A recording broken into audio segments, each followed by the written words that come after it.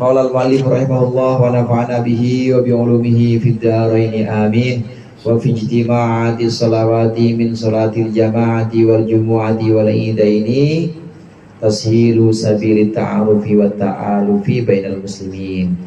Dan dalam perkumpulan salat min salatil jama'ati, yakni salat jamaah, wal jumu'ati salat Jumat, wal idaini salat Id, dua hari raya, itu tashilu sabili ta'arufi, ada kemudahan, ada upaya mempermudah jalan perkenalan, wa ta'alufi, dan juga kasih sayang, kelembutan bainal muslimina, antara orang-orang Islam, wa ta'adudi ala nusratiddin, dan juga saling bahu-membahu untuk menolong agama, wa ulfatul itaati li amiril mukminin, dan juga memperlembut ketaatan atau kepatuhan kepada pemimpin orang-orang Islam, wa hikamun katsiratun, dan juga hikmah-hikmah yang banyak, yaksuru anha qalamul katibin, yang pasti akan ringkas atau pasti akan pendek untuk hikmah-hikmah itu, qalamul katibin, penanya orang-orang yang menulis.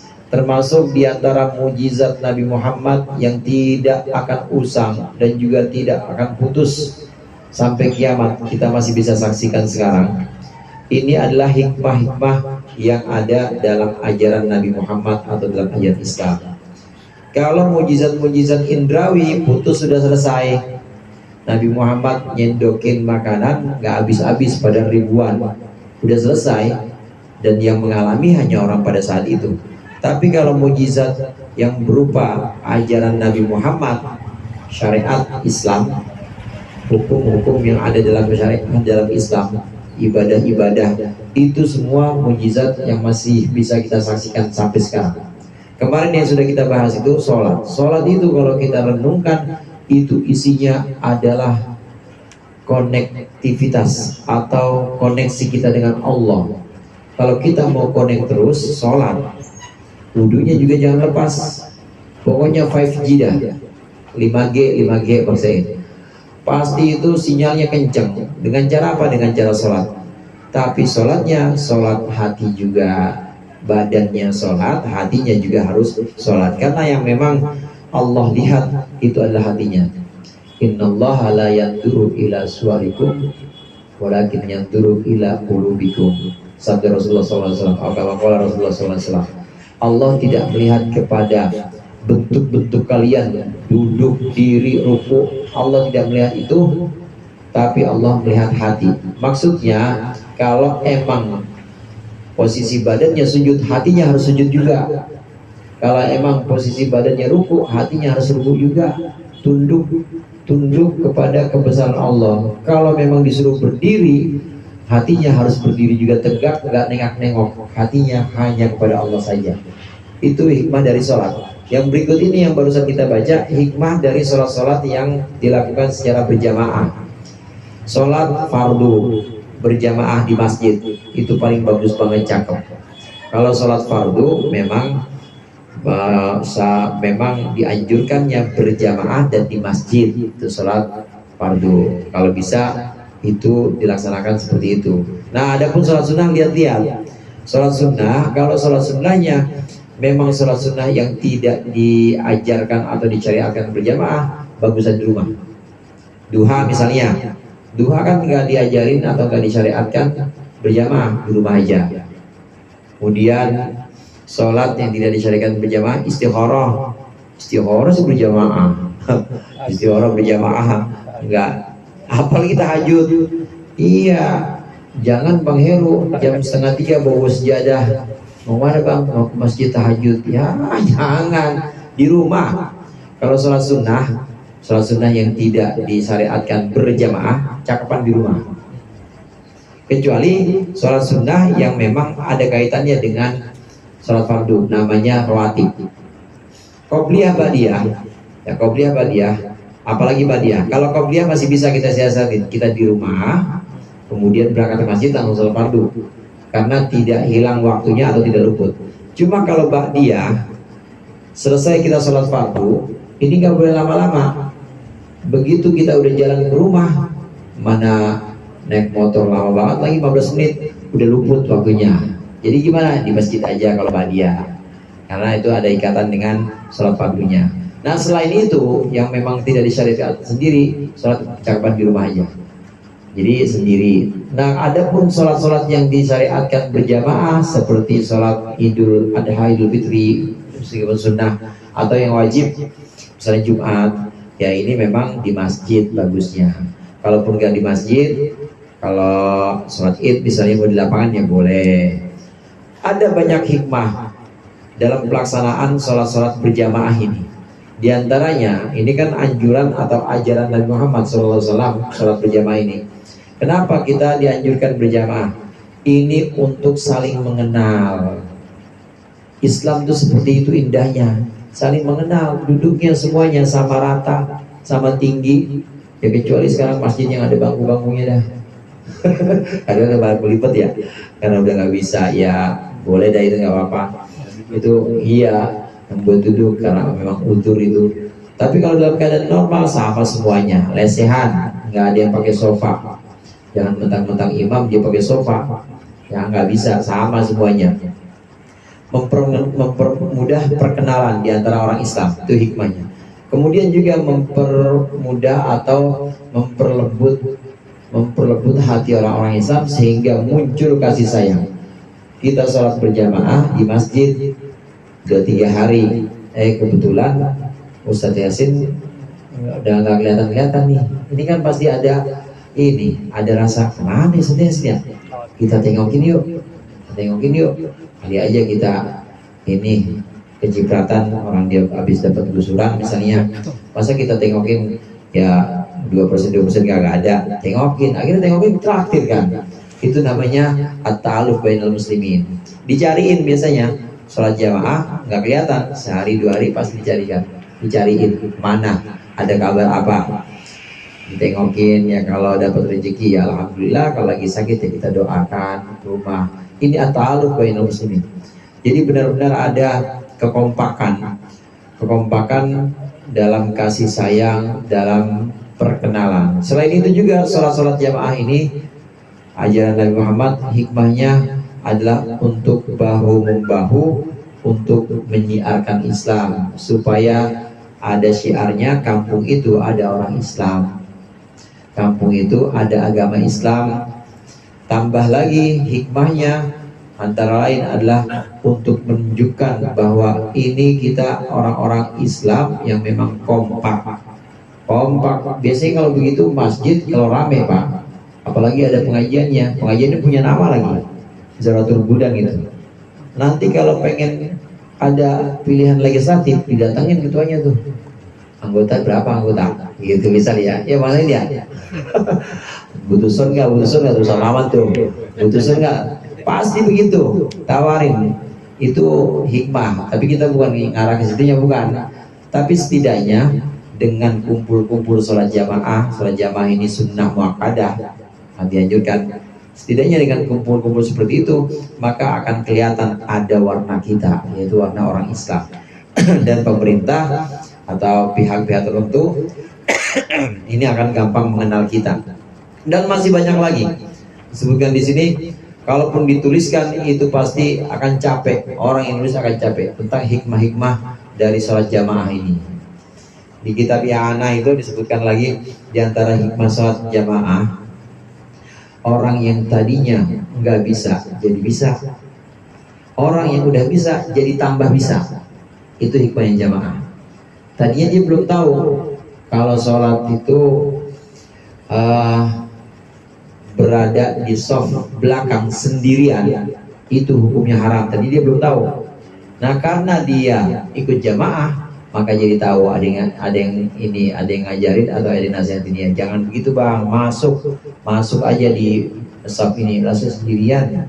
Ya besok ajak temen sebelum sholat. Itu teman, kalau memang sama-sama belum sholat, itu teman ajak ke belakang, jangan berdiri sendiri. Jamaahnya sih sah, cuma haram. Tentu kita haram di sini ada tingkatannya, bukan haram terus artinya dosa besar, bukan. Jangan berada di satu titik. Itu yang tadi nggak tahu jadi tahu, yang tadinya tahu ini jadi semakin tahu, tambah ilmunya dengan sholat berjamaah.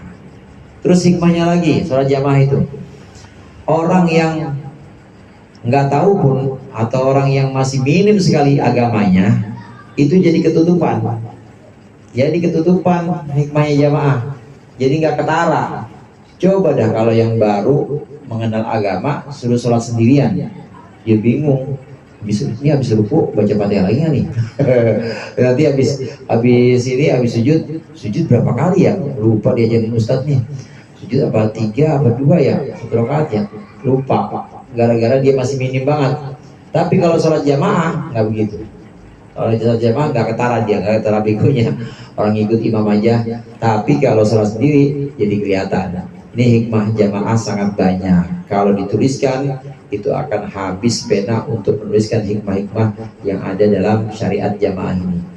Wa ta'muru bis-shaumi wa fihi tahdhibun nafsi biman'iha an syahawatiha.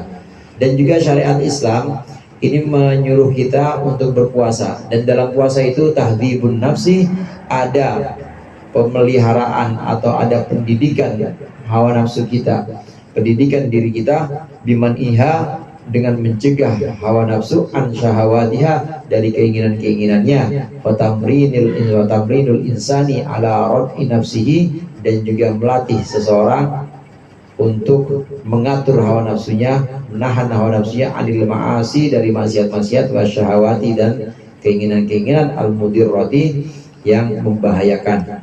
Wa tidkarul mar'i bi ahwal fuqara'i wal masakin, dan juga mengingatkan seseorang kepada keadaan orang-orang fakir miskin, wa ma yajidu lahu min alamil ju', dan segala kondisi yang dialami orang fakir miskin, min alamil ju'i, yaitu dari sakitnya rasa lapar.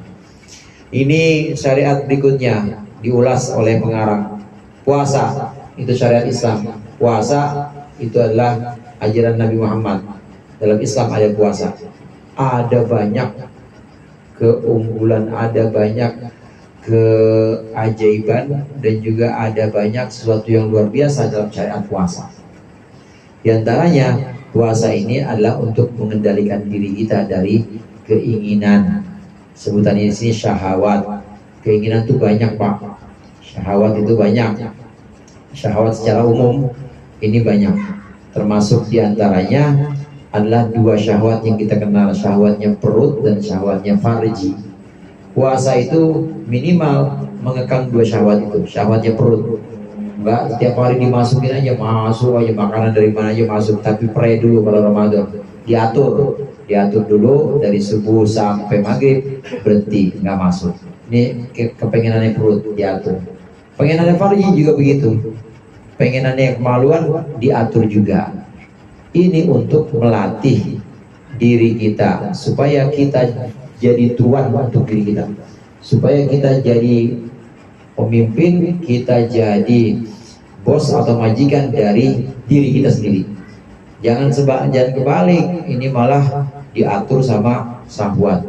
Pengen makan turutin, pengen ini kawin turutin. Ya kalau begitu nggak jauh beda kita sama siapa bang namanya tadi bang?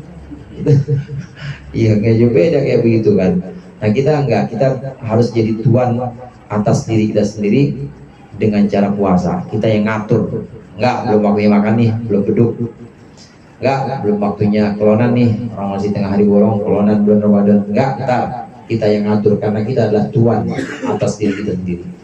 Puasa juga untuk melatih kita supaya bisa nolak maksiat. Kalau syahwat itu datangnya dari dalam, kalau maksiat dari luar. Dari luar diajak buat ke tempat-tempat yang penuh kemaksiatan, ogah, nggak mau di puasa. Kemudian diajak buat korupsi atau buat ambil anggaran, nggak mau, percuma puasa gua, nggak mau. Itu namanya mengekang diri kita dari perbuatan maksiat, dan juga dari keinginan-keinginan yang merusak. Keinginan-keinginan yang merusak ini keinginan-keinginan yang sifatnya berlebihan. Puasa membatasi itu, diatur puasa, diatur waktunya, diatur kadarnya. Nah kalau tidak diatur bisa rusak. Perut kita kalau dijor terus, namanya mati muda dah, mati muda. Ya apa aja dihagok, ya segala kabel, aspal, dimakan uang kabel, uang aspal proyek maksudnya. Semuanya ini, kabel dimakan, aspal dimakan, tanah dimakan, semuanya. Perut buat makan itu, wah udah pokoknya mati muda. Ya kalau misalnya tua, ya tua-tuanya alhamdulillah stroke. Itu gara-gara tidak bisa mengekang keinginan-keinginan. Karena keinginan-keinginan yang berbahaya ini ada yang berlebihan. Puasa juga punya hikmah untuk mengingatkan kita penderitaan orang-orang fakir miskin. Orang yang kalau pengen makan aja, pertanyaannya makan apaan ya ntar malam gitu. Kalau kita kan enggak, kita bukan makan apa, tapi kita ntar malam makan di mana nih, karena duit udah ada kita mah. Amin ya. Tapi ada orang-orang fakir miskin boro-boro yang nanya tempat, orang duitnya aja nggak ada, nasinya ntar malam makan kagak ya, bukan makan apa, bukan makan di mana, ntar malam bisa makan kagak ya. Ada yang begitu, saking nggak punyanya dan benar-benar nanya begitu tuh, makan apa enggak ntar malam ya, bisa apa enggak ya ntar malam makan. Itu nanya begitu, perutnya lagi lapar. Nah kita supaya berempati dan bersimpati pada fakir miskin, jadi kita ngerasain juga sama-sama sakitnya rasa lapar, kita merasakan sama-sama bagaimana rasa haus, susah. Walau lasyam lakana rubama yamurru 'alal ghani umruhu wala ya'lamu ma huwa 'alamul ju'i wala yajidu li syafaqati al-fuqara. Kalau nggak ada puasa, maka akan seringkali lewat atas orang yang kaya umurnya, wala ya'lamu ma huwa 'alamul ju', dan dia sama sekali tidak tahu sakitnya lapar. Fala yajidu li syafaqati al-fuqara'i fi qalbihi atharon. Maka tidak akan menemukan orang kaya itu menemukan kelembutan terhadap orang-orang fakir dalam hatinya satu sedikit pun. Kalau nggak ada puasa, nggak pernah ngerasa lapar, maka dia ada tukang minta-minta, perasaan dia mah kenyang aja kayak dia. Ada orang miskin lewat, perasaan mah dia mah pura-pura aja. Nggak ada yang namanya miskin, mas semua sama kayak saya, bisa makan semua. Gara-gara nggak puasa, nggak pernah merasakan itu.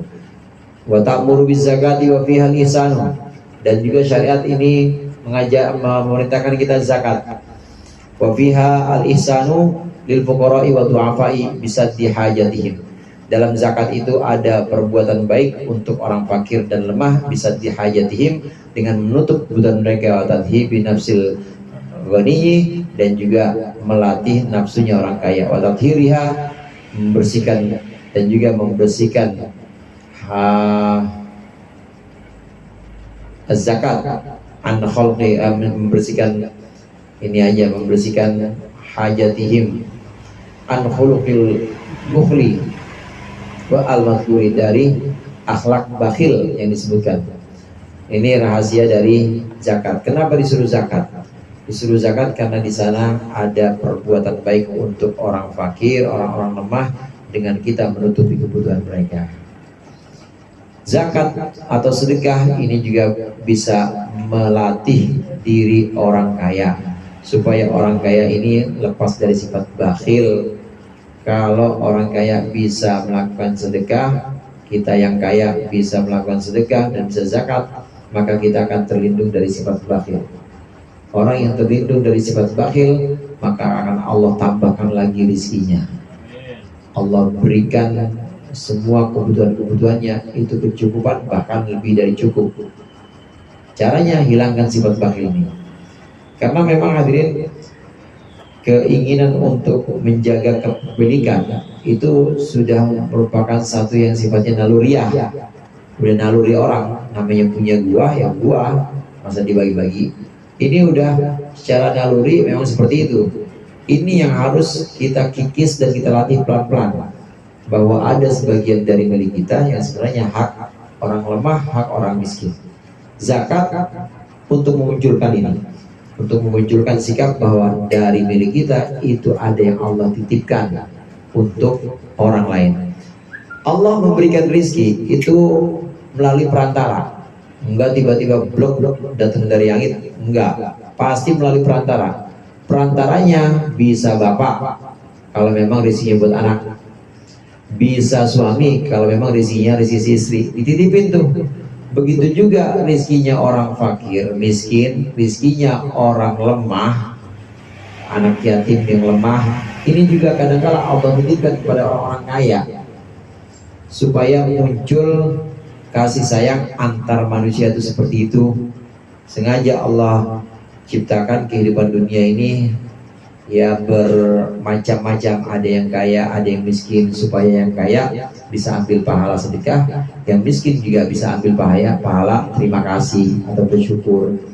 Ada yang alim, ada yang bodoh, supaya yang alim bisa ambil pahala ngajar, kemudian yang bodoh bisa ambil pahala belajar. Emang seperti itu, semuanya ladang pahala, semuanya jadi ladang pahala yang bisa dirauh, yang bisa diraih oleh semua pihak. Zakat pun seperti itu. Zakat punya hikmah untuk menghilangkan sifat bakhil, dan juga di situ ada pahala tentunya kalau dalam perintah itu. Selain itu, zakat juga untuk membersihkan harta orang-orang kaya. Ini hikmah-hikmah yang ada dalam syariat Islam, terutama yang disebutkan di sini adalah syariat-syariat yang pokok yang ada dalam rukun Islam, zakat, puasa, sholat, ini disebutkan semuanya. Yang haji belum, wa ta'muru bi ibadatil haji. Ini insyaallah kita lanjutkan pertemuan yang akan datang. Mudah-mudahan bermanfaat. Lebih kurangnya mohon maaf. Wallahul muwaffiq ila aqwamit thoriq. Assalamualaikum warahmatullahi wabarakatuh.